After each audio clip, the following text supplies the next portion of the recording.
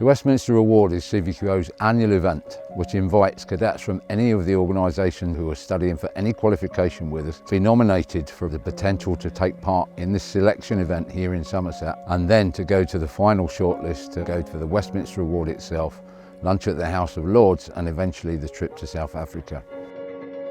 The Westminster Award is the only competition that is open to members of any uniformed youth organisation. It is the best of each unit that will be represented here at Somerset and from which the winner will eventually be chosen.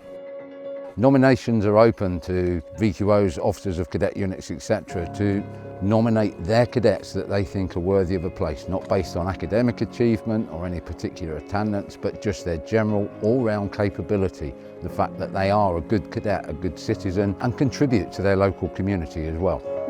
If they get through to the first round, the cadets then get set a number of questions that they've got to answer to say why they're eligible, and they've got to show selfless commitment, they've got to show that they've maybe overcome adversity and that they do things outside of the cadet force. After the second round has been assessed, the final 40 then come down to Somerset, where the hard work really starts, where they've got to prove themselves working as part of a team, showing what skills they've got and why should they go to South Africa.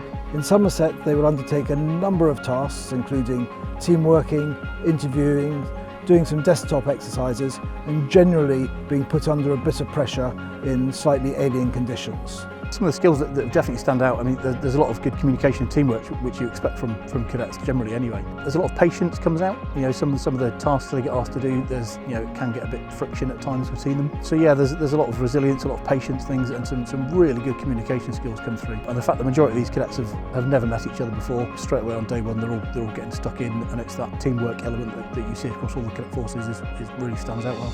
I did the CVQO Westminster Award last year. I was lucky enough to be the Westminster Award overall winner for 2018. I've now come back to assess this year's candidates. I think it's very important to see that people have the attribute of teamwork and also the communication skills necessary to ensure people are happy and to ensure that there's a good morale throughout the whole experience while in Somerset.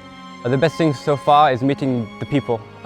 You can't have an event without the staff, the cadets which you're with, and having a good team to communicate and have fun with. It's been fun the whole time. After Somerset, each person would have been marked at least 10 times by 10 different people, and we will end up with our 10 finalists, and from there we will decide upon the winner to be announced in June at the House of Lords.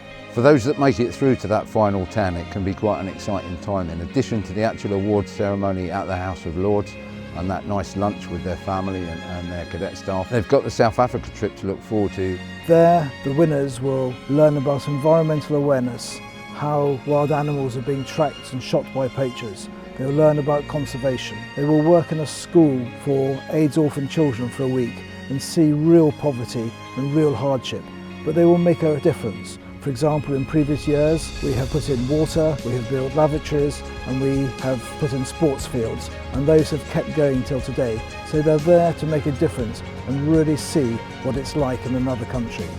Of course there's a bit of relaxation when they do the obligatory battlefield tour, which perhaps for people like me to see where the Zulu wars were fought is fascinating, and they have a chance to see some of the wildlife and the natural fauna. My favourite part of the trip to South Africa was definitely driving along some coastline on our way from one place to the other and seeing the magnificent beauty that was nature. And having grown up in London, I didn't really have the opportunity to see before that time. It'd mean the world to me to go to South Africa. I think over the past year I've been doing as much as I can to help other people, and seeing their culture, their environment and how different it is to ours, and allowing myself to help them would be phenomenal. Sometimes it seems an exaggeration to say a life-changing trip, but this really is a life-changing trip.